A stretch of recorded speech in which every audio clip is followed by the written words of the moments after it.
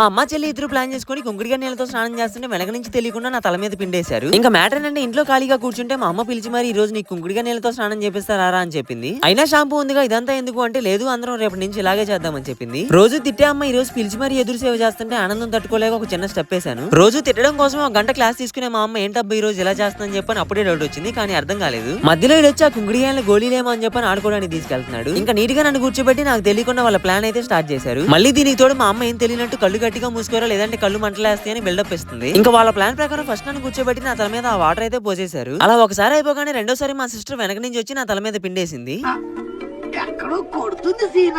దీనికి మా అమ్మకి అసలు ఏం సంబంధం లేనట్టు డౌట్ రాకుండా ఆ పిండిని వాటర్ తో క్లియర్ చేస్తుంది. ఒకసారి అయిపోగానే మళ్ళీ రెండోసారి కూడా వచ్చి అలాగే పిండేసి వెళ్ళిపోయింది.